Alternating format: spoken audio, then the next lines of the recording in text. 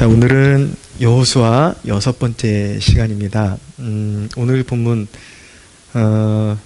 이제 여호수아와 이스라엘 백성들 2세대가 가나안 땅에 들어오게 되었고, 이제 가나안 정복이 시작되었습니다. 그래서 한창 정복을 하는데 이제 요셉 자손이 오늘 중심에 나타나고 있습니다. 이 요셉 자손은 에브라임과 므낫세 자손을 말하는 것입니다. 근데 문제가 있었는데, 이들은 엄격히 따지면 두 지파인데 분깃을 받을 때에 한 분깃을 받은 것입니다. 쉽게 말씀드리면 두 지파면 두 지파에 할당되는 몫의 그런 땅을 분깃으로 받아야 되는데, 이 에브라임과 므낫세 지파를 요셉 자손 한 지파로 묶어가지고 한 분깃을 받게 된 것입니다. 그랬더니 이제 이들의 호소는 우리에게 땅이 모자라다라는 거예요. 여호수아한테 나와가지고, 이제 당시 지도자가 여호수아니까 우리에게 땅이 모자랍니다. 우리가 엄격히 말하면 두 지파인데 왜 한 분깃을 주셨습니까? 모자랍니다. 이렇게 이제 호소를 하는 것이죠. 근데 사실은 모자라지는 않았습니다. 엄격히 따지면 에브라임과 므낫세 지파 두 지파를 합했을 때 한 6만여 명이 됐었는데, 그 외에 다른 지파들 가운데 한 지파가 6만 명 미만이 되는 지파들도 있었기 때문에 다른 지파랑 양적으로 봤을 때 땅이 모자라지는 않은 상황이었는데, 그래서 해석하기에 따라서 어떤 해석자는 요셉 자손이 조금 욕심이 있어서 이런 요구를 하는 것이다 라고 그렇게 해석을 하기도 하는데, 여기서 중점적인 사안은 요셉 지파가 욕심을 부렸냐 아니냐, 그것이 중점이 아니라 그들에게 땅이 모자란 것을 느꼈을 때에 그 문제를 가지고 여호수아에게 나왔을 때에 여호수아가 그 문제를 어떻게 해결했고, 그리고 요셉 자손이 그 문제를 어떻게 이제 해결함 받았는가, 그 부분이 이제 중점인 것입니다. 포커스인 것입니다. 땅이 모자라다 그러니까 여호수아가 어떻게 대답하냐면 아주 단순하고 명료하게 해답을 줍니다. 15절 끝에 보십시오. 스스로 개척하라. 땅이 모자라면 스스로 개척하라. 이것이 여호수아의 대답이었습니다. 여호수아는 어떤 문제를 당면하게 될 때에 그 문제를 간파하고 해답을 제시할 수 있는 리더였습니다. 말씀 묵상과 기도 생활이 왜 그렇게 생명처럼 중요하냐면, 그것이 우리 인생의 모든 문제의 그 중심에 어떤 문제가 있는지를 꿰뚫어 보게 만들어주고, 그것을 영적인 해답을 줄 수 있는 유일한 은혜의 통로가 하나님의 말씀이고, 기도를 통해서 하나님께서 우리에게 풍성한 영감을 주시기 때문인 것이죠. 여호수아가 여느 사람들과 다른 안목을 가질 수 있었던 이유는 무엇이냐면, 바로 하나님 앞에서 끊임없이 기도하는 무릎의 사람, 그리고 말씀으로 단련된 사람이었기 때문에 자신의 시야를 한계에 묶어두지 않았던 것입니다. 보면은 요셉 자손은 한계를 보고 있죠. 우리에게 더 이상 땅이 없습니다. 한계를 보고 있지만 여호수아는 잠재된 가능성을 볼 수 있었던 것입니다. 이것이 바로 영의 눈인 것이죠. 그래서 우리 그리스도인들에게 정말 우리가 우리의 지평이 넓어지기를 원하고, 정말 온 세상 가운데 거룩하고 선한 영향력을 원한다면 이 하나님께서 숨겨놓으신 잠재된 가능성을 볼 수 있는 눈을 열어달라고 그런 소원함을 가져야 하는 것입니다. 여호수아는 또한 동기를 부여하고 격려할 수 있는 리더였습니다. 말씀을 다시 한번 우리가 좀 유심히 바라보면서 곱씹어 보기를 원하는데, 15절을 다시 한번 볼까요? 같이 한번 읽어보겠습니다. 시작. 여호수아가 그들에게 이르되 내가 큰 민족이 되므로 에브라임 산지가 내게 너무 좁을진데 브리스 족속과 르바임 족속의 땅 삼림에 올라가서 스스로 개척하라 라고 말씀하고 있죠. 개척하라.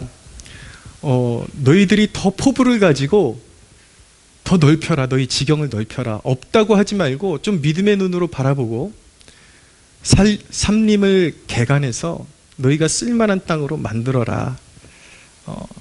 너희의 시야도 넓히고 생각도 넓히고 도전 정신도 넓혀라 라고 그렇게 도전하고 있는 것입니다. 신앙을 매우 고리타분한 것으로 오해하고 자기를 발전시키지 않는 사람들이 참 많습니다. 제가 보면은 참 안타까운 그런 그 사고 방식 속에 이렇게 머물러 있는 그런 사람들이 있습니다. 흉 보는 게 아니라 제가 오늘 경험했던 것 중에 이게 세대 차이인 것 같기도 하고 효율성의 문제인 것 같기도 하고, 제가 이제 노예 가입을 준비하면서 여러 가지 지금 굉장히 좀 서류를 막 꾸며가지고 동분서주를 하면서 이제 서류를 갖다 내고 이렇게 이제 노예에 속한 목사님들 면담하고 이런 과정을 치르고 있는데, 이제 이력서를 가져오라고 해서 뭐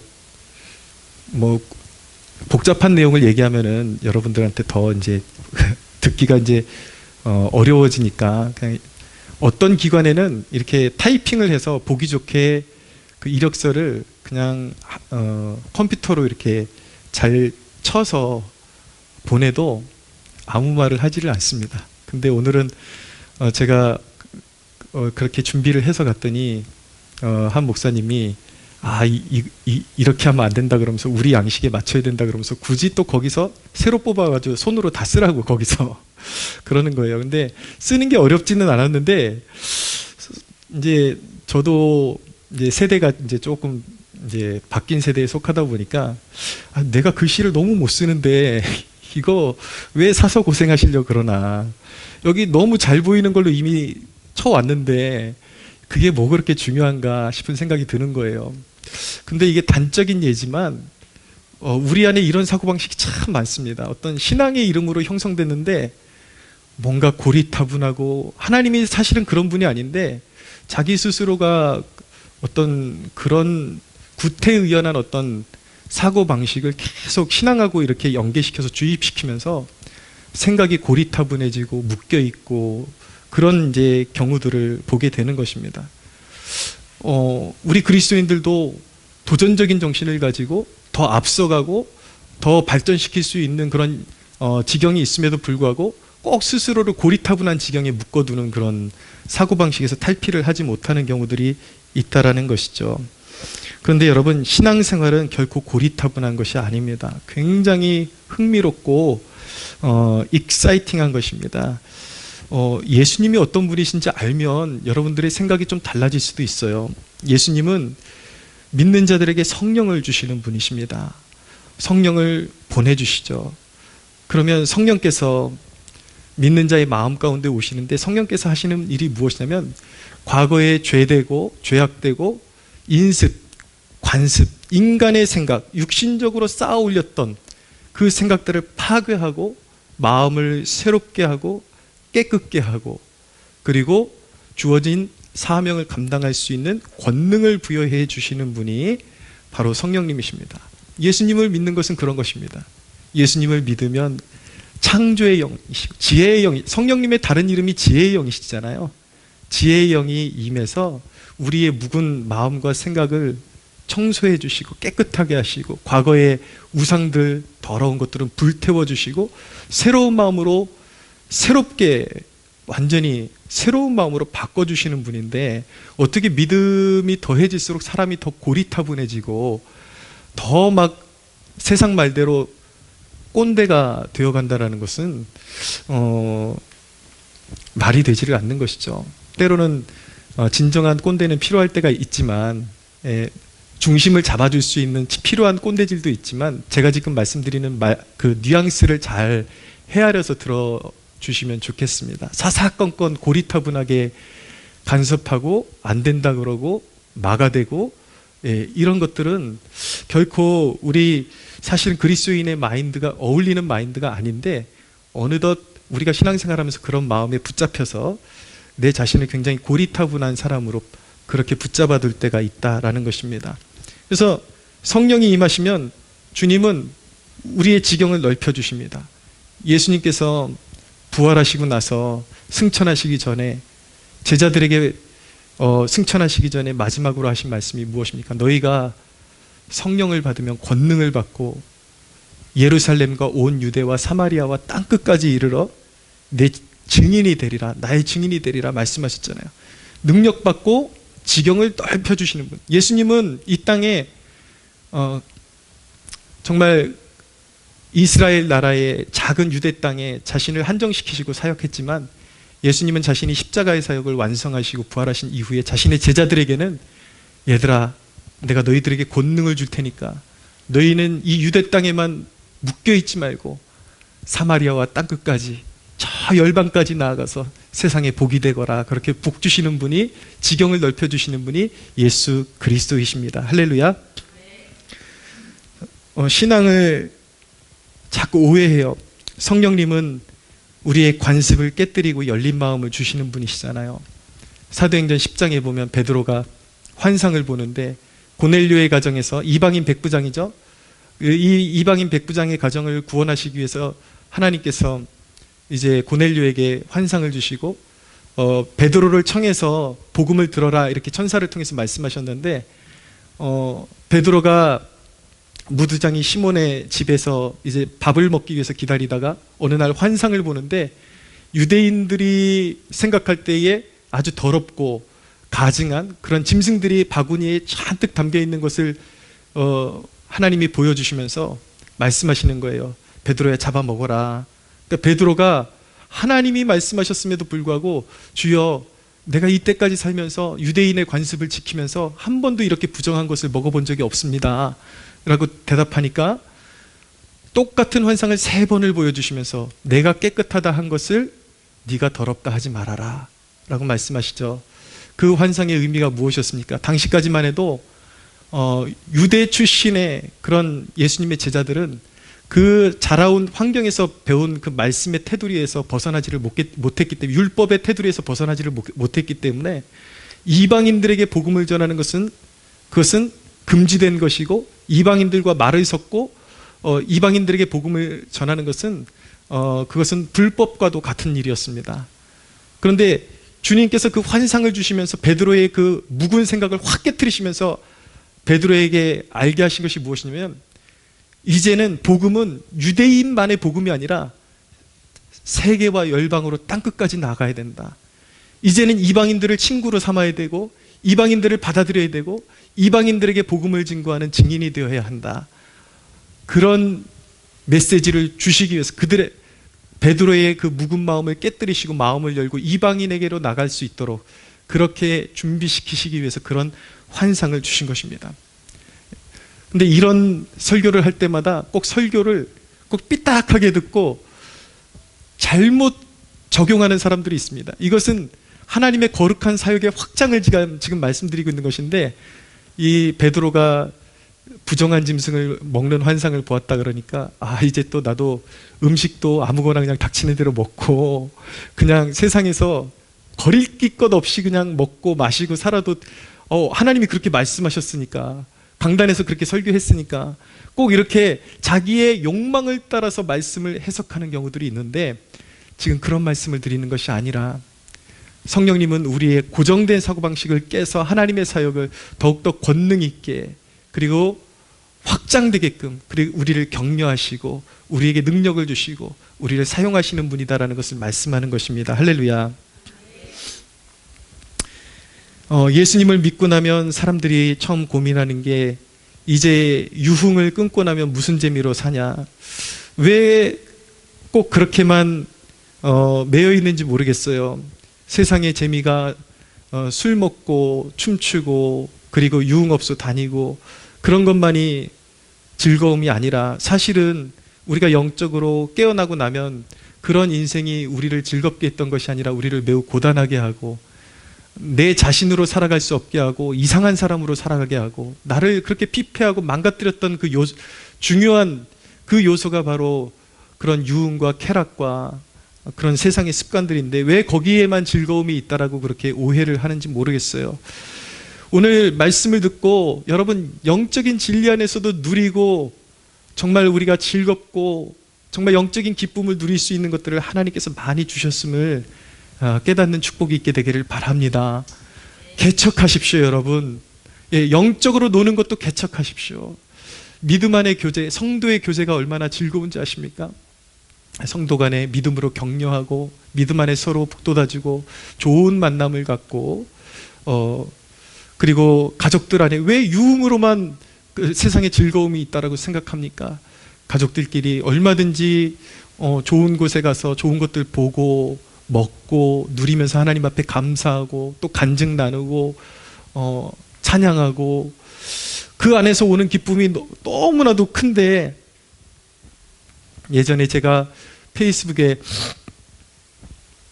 사진을 한 장 올린 적이 있는데, 저는 제 아들 녀석하고 가끔씩 이렇게 라면 땅이라 그러죠. 라면 부셔가지고 같이 이렇게 나눠 먹는 것도 너무 행복하더라고요. 별것도 아닌 것 같은데 그런 소박한 즐거움 우리가 찾으려 그러면 죄 짓지 않고도 우리가 좋은 사람들과 함께 누릴 수 있는 그런 즐거움과 기쁨, 이런 것들이 얼마나 많은데 왜 꼭 우리가 유흥을 즐겨야만 즐거움이 있다라고 생각하는지, 그것 자체가 매임이고 사실은 죄악된 본성이라는 것을 깨달아야 하는 것이고, 우리가 영의 눈이 열리면 정말 주 안에서 정말 우리를 새롭게 하고 진정한 기쁨을 줄 수 있는 많은 우리가 할 일들을 개척할 수 있다, 개발할 수 있다는 것을 믿으시기를 바랍니다. 신학 주제 중에 예정론이라는 것과 결정론이라는 것이 있는데, 많은 사람들이 예정론 하면 결정론 이렇게 생각을 합니다. 그러니까 예정론 하면은 하나님께서 우리를 로봇처럼 우리가 할 모든 것들을 다 하나하나 하나님이 간섭하시고 이미 정해놓으셨기 때문에 그 이상으로는 우리는 하고 싶어도 할 수 없다라고 그렇게 예정론을 잘못 알고 있는 것이죠. 예정론은 하나님께서 우리를 로봇처럼 우리가 하나하나 할 것을 다 이미 그냥 로봇처럼 다 정해놓았고 우리는 꼭두가시처럼 따를 수밖에 없다라고 하는 것이 예정론이 아니라, 예정의 그 주제의 큰 중심에는 우리가 은혜 받은 자인데 그 은혜의 근원에 대한 것입니다. 내가 은혜 받아서 구원받은 것은 내가 하나님을 사랑한 것이 아니라 하나님이 나를 사랑한 것이다. 내가 하나님을 택한 것이 아니라 나는 죄인 되었을 때 하나님께서 나를 찾아오셔서 나를 택한 것이다. 그 내가 받은 은혜의 근원을 이야기할 때 그것이 예정이다라고 말하는 것입니다. 그런데 결정론이라는 것은 예정론과는 다른 것이에요. 결정론은 로봇 같은 개념을 말하는 것이죠. 모든 것이 결정되어 있다. 모든 것이 수동적으로 하나님께서 정하신 것을 우리는 로봇처럼 따라할 수밖에 없다. 그래서 이런 믿음을 가진 사람들은요, 우리의 삶의 지경이 좁고 답답해도 더 이상 그 지경을 넓혀나갈 생각을 하지를 않습니다. 신앙생활 하면서도 패배감에 젖어 있을 수밖에 없는 것이죠. 그런데 여러분, 우리가 믿는 것은 결정론이 아니라 올바른 예정론인 것입니다. 그 예정이라는 것은 죄인된 나를 사랑하기로 예정하셨다. 그리고 나에게 머물러 있는 저주를 물리쳐 주기로 예정하셨다. 그리고 영원히 저주받을 수밖에 없는 나를 하늘에 복주기로 예정하셨다. 이것이 바로 예정의 의미인 것입니다. 할렐루야. 신앙의 주제들을 바로 알고 믿어야 우리의 삶의 영적인 기쁨이 충만하게 우리가 그 충만한 길로 걸어갈 수가 있는 것입니다. 우리는 분명히 은사와 재능을 발전시킬 수가 있습니다. 하나님께서 주신 은사도 재능도 발전시킬 수가 있습니다. 조나단 에드워즈라는 목사님, 제가 설교 시간에 자주 말씀드리는데, 미국의 1차 대각성 운동 때에 그 중심에 있었던 위대한 사역자이죠. 근데 이 조나단 에드워즈 목사님이 신학적으로도 세계에서 지금까지 역사상 가장 탁월한 신학자로 평가받기도 하지만, 이분의 놀라운 면은 무엇이냐면 하나님께서 자기에게 주신 인생을 녹슬게 하지 않고 다방면으로 하나님께서 부어주신 은사와 재능들을 확장시키고 발전시키려고 노력했기 때문에 이분의 신앙이 지금까지도 우리에게 큰 도전을 주고 있는 것입니다. 이 조나단 에드워즈는 단순히 신학에만 능통한 사람이 아니라 과학, 철학, 천문학, 이런 그 시대에 하나님께서 주신 기회들을 잘 활용해 가지고 무엇이든지 알고 들어갈 때에 조금 이렇게 아는 척하는 것이 아니라 좀 더 깊이 들어가서 하나님께서 자기에게 주신 지성을 더욱더 넓히고, 거기서 그냥 인간적인 지성만을 키우는 것이 아니라 그 모든 세상의 만물의 이치 가운데 녹아있는 하나님의 섭리와 그것을 신학으로 연결시켜서 그 모든 것 가운데 녹아져 있는 하나님의 섭리를 발견하고 하나님의 손길을 발견하는 데 앞장섰던 사람, 자신의 인생을 그렇게 발전시켰던 사람이 조나단 에드워즈였던 것이죠.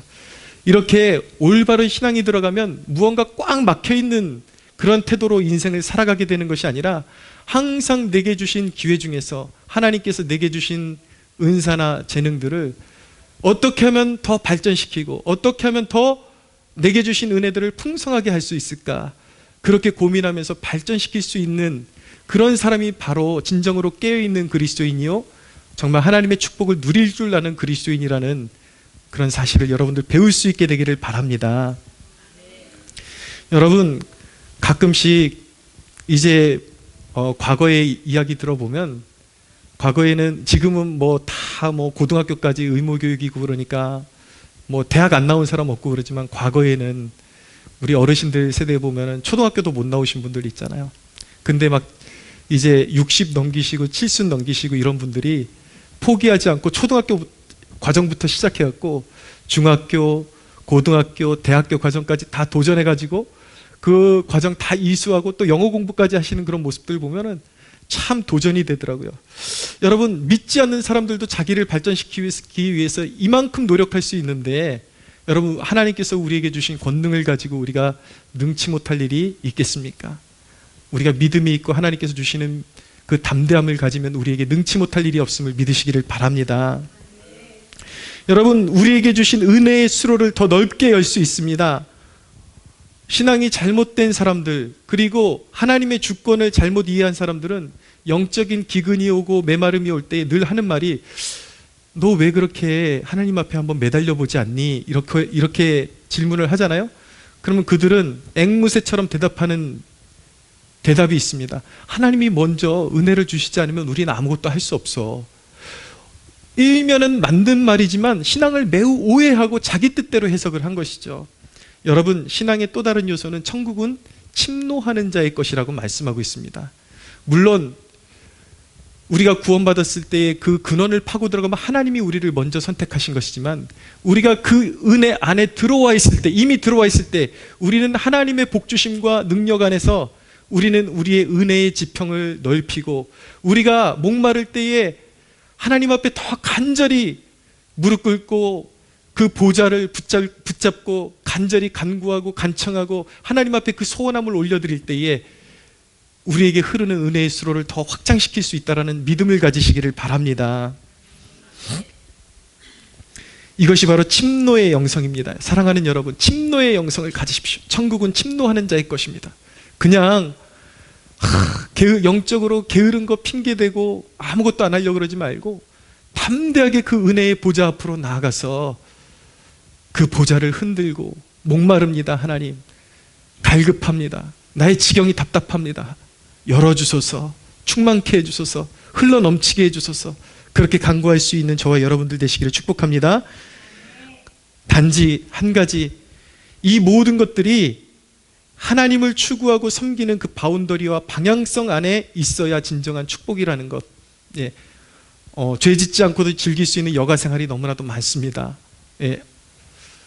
자전거도 탈 수 있고 여러 가지 산책도 할 수 있고 운동도 할 수 있고 다 할 수 있지만, 그것을 통해서 하나님께서 내게 주신 육체의 한계를 또한 지평을 넓히는 축복을 우리 누릴 수 있지만, 여가에 붙잡혀서 하나님 앞에 나올 시간을 잃어버리는 것, 여가에 붙잡혀가지고 봉사할 시간을 잃어버리는 것은, 그것은 타락이고 영적인 추락이지 결코 그것은 축복이 아니라는 것을 꼭 인식하면서, 내가 나를 발전시킨다고 하는 이 모든 것들의 방향성이 하나님이 원하시는 것들과 일치하고 있는지를 늘 점검할 때에 우리는 곁길로 빠지지 않고 하나님의 풍성한 은혜를 누릴 수 있음을 믿으시기를 바랍니다. 여호수아는 또한 용기를 주는 리더였습니다. 용기를 북돋는 리더였습니다. 17절을 보십시오. 17절 같이 읽겠습니다. 시작. 여호수아가 다시 요셉 족속 곧 에브라임과 므낫세에게 말하여 이르되, 너는 큰 민족이요 큰 권능이 있은즉 한 분깃만 가질 것이 아니라. 18절도 한번 읽어보겠습니다. 시작. 그 산지도 내 것이 되리니 비록 삼림이라도 내가 개척하라. 그 끝까지 내 것이 되리라. 가나안 족속이 비록 철병거를 가졌고 강할지라도 내가 능히 그를 쫓아내리라 하였더라. 아멘. 여호수아가 요셉 족속에게 뭐라고 지금 격려하고 있습니까? 17절 중반에 너는 큰 민족이요 큰 권능이 있은즉, 무엇을 하고 있습니까? 여호수아가 요셉 족속에게 너희는 하나님이 택한 백성이요 함께 하시는 민족이요 하나님의 약속을 받은 자녀라는 사실을 되짚어주고 있잖아요. 이것이 바로 영적인 리더의 역할인 것입니다. 여러분, 우리 스스로의 능력 없음을 보는 것은 좋은 태도인 것입니다. 그것이 우리로 하여금 하나님을 바라보게 해주는 것이기 때문에 그렇습니다. 그러나 우리가 어떤 결정을 내리고 판단을 내릴 때에 우리 인생 가운데 하나님을 고려하지 않고 판단하거나 결단하는 것은 최악의 결단이라고 말할 수가 있는 것입니다. 우리의 약함을 보는 것은 필요합니다. 그래야만 교만해지지 않기 때문인 것입니다. 그래야만 하나님을 힘입을 수 있기 때문인 것입니다. 그러나 여러분, 하나님을 고려하지 않는 판단과 결단은 모두가 최악의 결단임을 믿으십시오. 우리가 인생에 나는 연약하지만 우리 하나님이 어떤 분인지를 우리가 고려하면서 우리가 선택하고 결단을 내릴 때 그것이 최선의 선택이 될 수 있음을 믿으시기를 바랍니다. 우리 하나님은 진정 철병거를 무찌를 수 있게 하시는 분이십니다. 요셉 족속, 그들은 비록 연약한 족속이라 할지라도 그들은 이미 약속을 받은 족속이요 대적들의 철병거보다 훨씬 강하신 하나님이 함께 하시는 족속이기 때문에 그 하나님을 의지하여 나가면 철병거도 무너뜨릴 수 있는 족속임을 믿어야만 하는 것입니다. 할렐루야. 사랑하는 여러분, 우리의 진정한 여호수아는요 예수 그리스도가 되십니다. 주 예수님께서는 사망과 저주를 이미 깨뜨리셨습니다. 예수님은 성령으로 우리의 마음과 생각에 빛을 주십니다. 여러분, 무수한 그 삼림 속에서 개간하고 발전시킬 땅을 보게 하는 눈을 주시는 분이 성령이십니다. 할렐루야. 남들이 볼 땐 저 쓸모없는 땅 그렇게 보일지 모르겠지만 믿음의 사람은 그 쓸모없는 땅 속에서 얼마나 저 땅이 발전의 가능성이 있는지, 하나님이 축복해 주실 수 있는지 그것을 가늠할 수 있는 눈을 가진 사람이 바로 믿음의 사람인 것입니다. 요즘 목회 지망생들 보면요 안타깝습니다. 저희 때도 그랬고요, 이미 오래된 이야기지만 목회지를 결정할 때에도 대기업 몰리듯이 꼭 네임밸류 있고 이름 있는 교회에만 가서 사역을 하려고 하는, 사역지를 찾는 모습들 너무나도 안타깝습니다. 이 세대의 주님의 부름받은 일꾼들이 자신들에게 주신 그 권능을 깨닫고 이 미개척지를 부욕해 하는 일꾼이 되기를 힘쓸 수 있다면 여러분, 이 세대가 영적으로 얼마나 더 부유해질 수가 있겠습니까? 이 시대의 젊은 사역자들이, 정말 하나님의 종들이 영적으로 더 깨어나서 그런 영적인 불모지를, 미개척지를 부욕해 하는 일꾼들 되기를 축복합니다. 할렐루야. 여러분들 모두가 하나님께서 여러분들을 세우시는 미개척지를 정말 부요한 땅으로 그렇게 개간할 수 있는 그런 능력 있는 하나님의 백성들 되시기를 축복합니다. 사랑하는 여러분, 개척자의 심령을 소유하십시오. 당신이 있는 곳에 닫힌 문은 열릴지어다. 할렐루야. 당신의 손 안에서 버려진 것들이 거룩하고 아름다운 작품이 될지어다. 할렐루야. 그게 바로 우리 주님이 우리에게 하신 일인 것입니다. 우리는 쓸모없는 죄인이었는데 주님이 우리를 버리셨다면, 주님이 우리를 여호수아의 눈으로 우리를 바라보시고 쓸모없는 땅을 바꾸어 주시고 다시 열매 맺을 수 있는 땅으로 바꾸어 주셨잖아요. 그게 우리 인생, 변화받은 인생이잖아요. 그게 예수 믿는 거라고요. 그러니까 여러분, 예수님이 나 같은 죄인 살리사 이렇게 쓸모 있는, 이제 더 훌륭한 잠재력을 가진 하나님의 사람으로 바꾸어 주셨는데 그 주님의 안목을 가지고 세상으로 나아가서 사람들이 포기한 그것도 일으켜 세우고 많은 열매를 풍성하게 맺게 하는 그러한 정말 권능 있는 주의 백성들로 서시기를 예수님의 이름으로 축복합니다. 우리 하나님께 영광의 박수 올려드릴게요.